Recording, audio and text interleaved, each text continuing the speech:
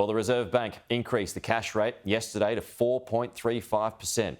Its 13th rate increase since May last year. For millions of Australians with a mortgage, that now means higher repayments on their loans. There could be another one to come before the year's out too. Joining us live now is home and business owner Luke Sorensen, who's been struggling with interest rate rises. Luke, you are not alone, that is for sure. How tough are you doing it at the moment?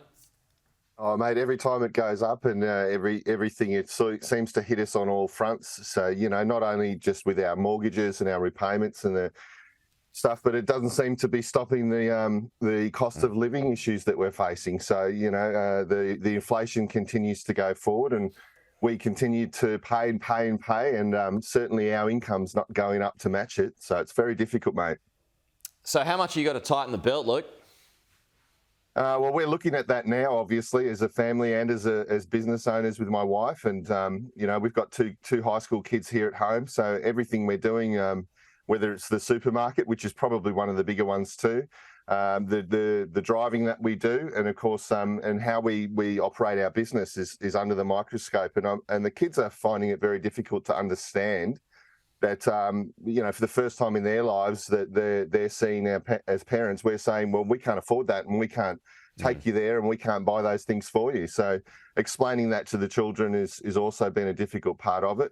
But I think, it's affecting us, it's affecting everybody, and it's not just the interest rates directly affecting people's mortgages that's hitting home.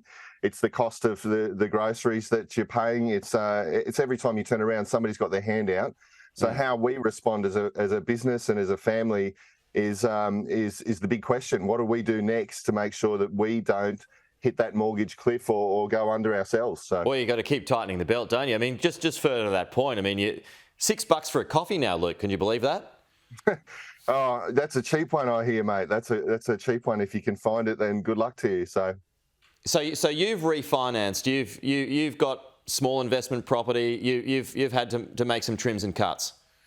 Yeah, definitely. We went out almost 2 years ago, and for the first time, we saved a lot of money and bought a small property up north.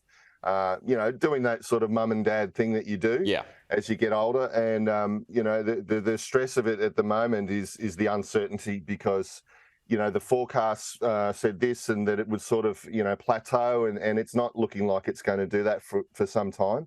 So, part of our mortgages is fixed and we're very grateful for that. But how long we can sustain that, when that comes to an end, where are we going to be?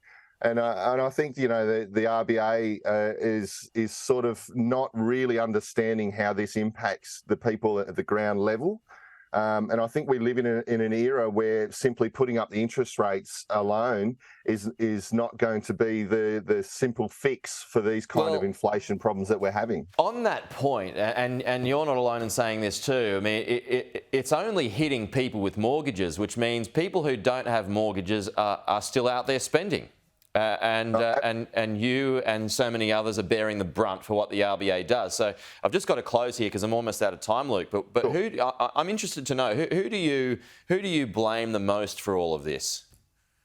Oh, look, I think that the interest rates, like you said, are hitting the small people. They're hitting the families and the people with mortgages.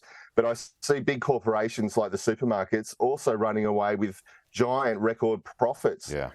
So I don't understand how they're going to control inflation when these big businesses keep putting up prices on people despite the interest rates. So we're paying for the inflation and we're paying for the mortgages and the interest rates. So definitely we're getting punished. I don't know what the solution is, but I can't see how punishing the small families here is going any further is going to help. Luke, you're not an Optus customer, are you? No, thankfully I moved from Optus a couple of years ago. So. Okay.